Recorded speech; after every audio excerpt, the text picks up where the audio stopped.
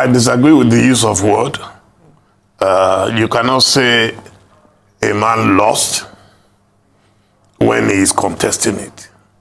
The end will ultimately determine whether he lost or he won. So when you say he lost, that was rather very emphatic. Only since the case is in court. According to Inec. No, everybody knows that Inec has been utterly reckless and irresponsible. So, as a law-abiding citizen, I will allow the courts to judge who won or who lost. That is why we are in court. I won't say anything further on that. Inec has declared someone as the winner. Yeah. That is okay for now, but only the law courts can give the final seal on it, and we must respect the judiciary. We must allow the judiciary to conclude its work without anybody attempting to stampede them into a predetermined judgment. So when the president said they lost because of this, because of that, again, I see it as a deliberate attempt, okay, to stampede someone somewhere into knowing where I stand. And that shouldn't be the case. See, I don't really, I'm a Democrat. I respect the rights of President Muhammadu Buhari to support anybody, especially his party. That is his party. The same way I supported my own party. Yeah. So, he said I was an integral part of PDP. I remain an integral part of PDP. I'm not one of those who jump about. Since I joined PDP, I've decided I will support PDP. I will not do anti-party. So that's where I stand. But trust me, it is not right for us to stampede the judiciary, because that's the hope, the last hope of the common man. So the moment you are aggrieved and you are not sure of getting the true verdict, the true judgment, it is dangerous for a country as big, as complex, as complicated as Nigeria.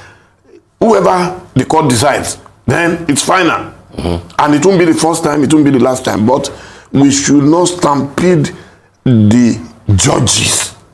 They are human beings. Yes. And they watch all this body language. When someone votes and shows this is who I voted for, you know, people are watching.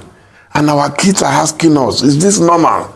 I don't care who wins, as long as the right man wins, as long as we can prove that what the INEC declared is true, is valid, and reflects the wishes of the people of Nigeria. I'm a Democrat.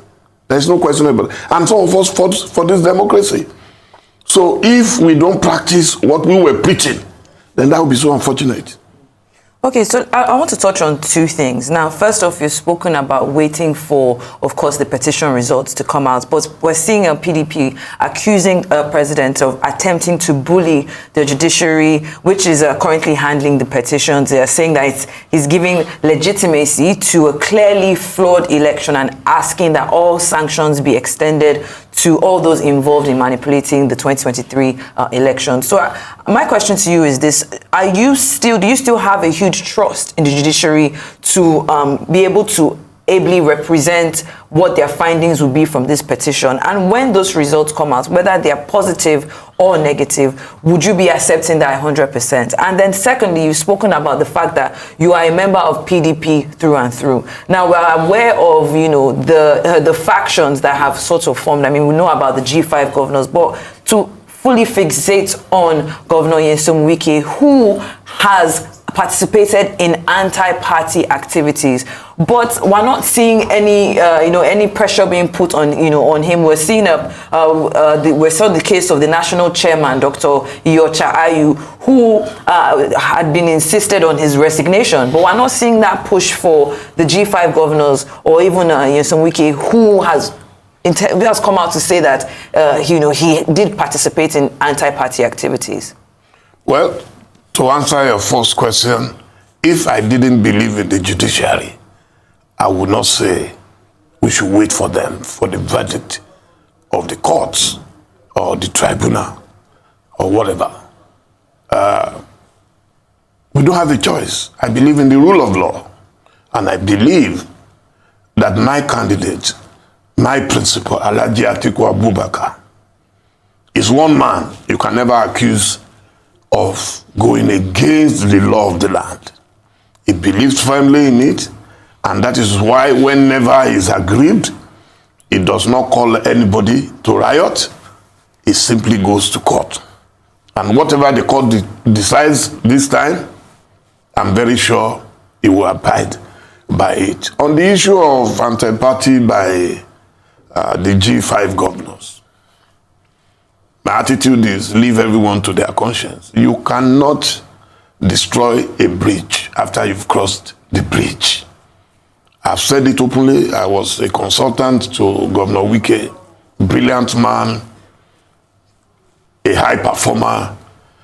I call him the poster boy of PDP.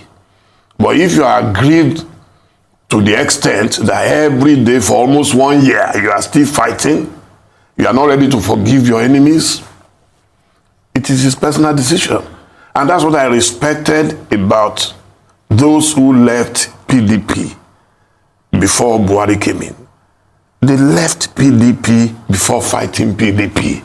You cannot remain in a party and continue to destroy the party and continue to say you are above the law. You are saying, why haven't we done anything about it? I'm not in the top hierarchy of the party. I'm just a floor member of the party. But I know that some governors ran to court to ask for perpetual injunction so that the party cannot suspend them, cannot expel them. If you are that bold and courageous, then you should wait. You don't have to go to court and say, court, protect me. You are punching a man and you are saying, no, they should just tie up the man. That's what I see. But that is the unfortunate situation in our country today, that in fact, what we have now is like a janjaweed where everybody, every warlord is in his own domain and feels he can do anything. I can hijack.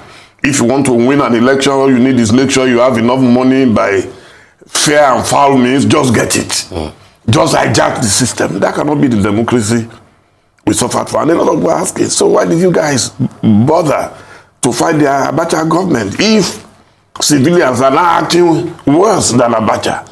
If you and I cannot go to the polling station and be sure that when I vote, somebody is not going to invade the place and take away all your votes. It's unfortunate. So it will get to a stage where a lot of our young people, and I speak to them regularly, they are no longer bothered about whatever happens to Nigeria. More and more people now are calling me, oh, do you know anybody in any embassy? I just want to go. Even South Africa, people want to go. Which is sad, because Nigeria is one of the greatest countries on earth. We parade some of the most talented youths on earth. There is no country I've been, and I've been to a couple of countries in my life. There is nowhere you go, you will not find Nigerians doing great things. But they are frustrated by their own country. Go to any hospital, all our leaders who go abroad for treatment, when they get there, they will meet Nigerians. Nigerian nurses, Nigerian doctors, Nigerian pharmacists, they are there. So how come we cannot allow them to thrive at home? So for me, this is not about, I'm tired of fighting. I'll be 63 in May. And I've been fighting since I was an undergraduate. We were pioneer Jambites in 1978. The Ali Must Go was in 1978. That was the first time I witnessed a very violent revolt in Nigeria. And since 1978 till now, we have been fighting, we've been revolting. Nothing has changed. Why can't we have pity on our country? Do we hate our country so much? And some people will justify it and say, this one is your friend, that one is your friend. It's not about friendship, it's about our country. It's about doing what is right. If you do what is right, I will support you. Whatever I can defend, I would rather keep my mouth shut than try hard to defend it. What is going on right now is that we need the intervention of God to bring us back from disaster, because people are bottling up a lot of anger, a lot of tension, and that is not good, even for the business climate. Everybody loves Nigeria. We love Nigeria. I love my country.